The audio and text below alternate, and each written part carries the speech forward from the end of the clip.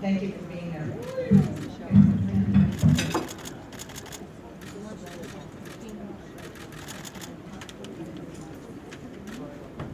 I would have said President of the General Assembly, Peter Thompson, but he's left. But hello to his lovely wife, Marika, and my new friend, ambassadors, ladies and gentlemen, and my friends that came here, including my daughter.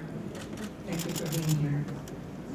Thank you to the UN Women of Peace for this award, and I'm honored to receive it and to be in the company of such deserving and hardworking individuals as my co-honorees, Phumzile, Deborra-Lee, Lorraine, David, and the glorious Lin-Manuel.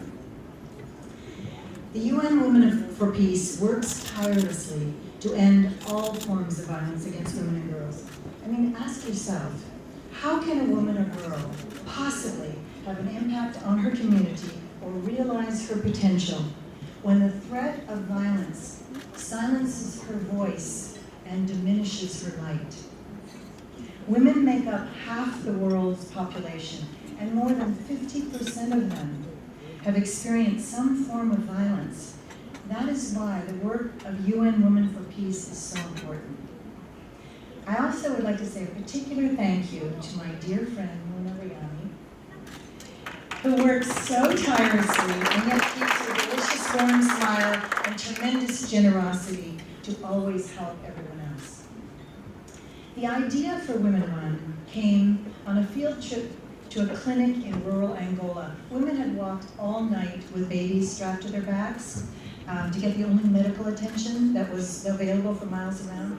Inside the clinic, one of the doctors pulled me aside and asked if I could help, and I said, sure. He said, we need 2 microscopes to do our work better. So I went to the larger organization I was traveling with, and I said, can you give them 2 microscopes? And they looked at me very surprised, and they said, Dayle, that is way too small for us. And I thought, wow, that's not too small for those women that have walked all night. So the idea, light bulb went off, and the idea for WomanOne was born. A smaller organization that could seize the problem and turn it around. At WomanOne, we focus on girls at risk, the ones who might slip through the cracks. Our studies have shown us that organizations often miss young mothers or marginalized girls, and through no fault of their own, they're denied an education. If a young girl is raped and becomes pregnant, she will often have to endure a life sentence of poverty. Many countries deny education to a girl who's pregnant, so she must drop out early because she has no child care. More than 65 million girls are out of school globally. I mean, can you imagine? If we could harness that potential power and bring that educated faction back into the workforce, what couldn't we accomplish? It's been proven that educating a girl is like educating at least 7 people. Her impact is so wide-reaching. An educated mother will most probably educate her children. There are less occurrences of HIV/AIDS, and incidences of violence goes down. If a mother can just read, she has 50% more chance that her child will live beyond the age of 5. In today's world, we need those pockets of calm that an educated girl and mother gives to her children in her community. The education of our girls is the key to changing the cycle of poverty forever. In fact, in the book Banquet to the Poor, Mohammed Yunus writes about why he invests primarily with poor women. He found that when a poor man is given money, the first thing he does is spend it on himself. And yet, a woman in the same circumstance will first spend her earnings on her children, then her home, and then the community. Early on in the Syrian crisis, WomanOne worked with Syrian refugee girls in Zaatari camp in Jordan, the 2nd largest refugee camp in the world. We led a media and leadership workshop and gave girls cameras and asked them to film and photograph what they couldn't speak about.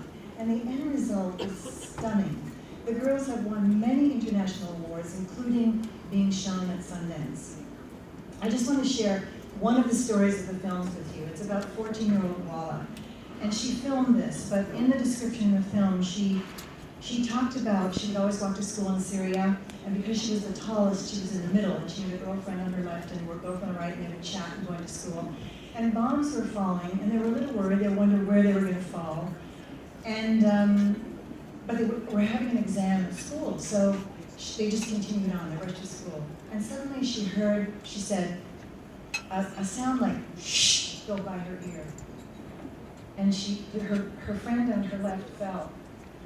And she realized there were snipers. She heard another shh on this side, and her friend down on the other side of her fell. And she looked down at her dying friend, who was looking up to her, and said, "Wallah, please, Wallah, I'm too young to die. I have so much life to live." And this is what she has to live with now. I was asked what receiving this award meant to me, and I answered, it's a recognition. But it's not just for me. This is a recognition for my team at WomanOne, and for all the people who work with us, often gratis, because they want to do something to make a difference, and because they believe in what we are doing. But most importantly, this award is a recognition for the girls we work with. Those girls who lived and worked on the streets and have the courage to be in school. Those girls who have escaped an arranged marriage so they can have a voice. And those girls who have risked their lives to get an education. It is those girls who inspire me every day to get up and to work harder. This award is for them, and I thank you from the bottom of my heart.